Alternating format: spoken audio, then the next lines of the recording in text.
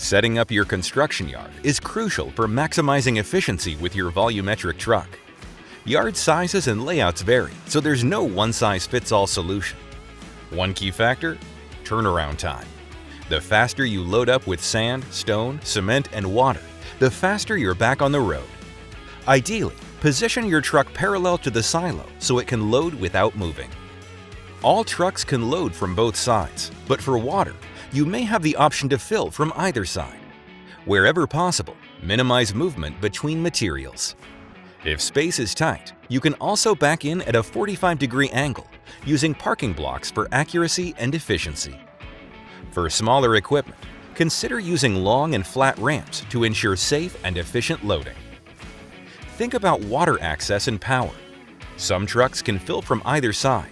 Driving straight in is best. If you have an electric-powered silo, ensure you have the right power supply.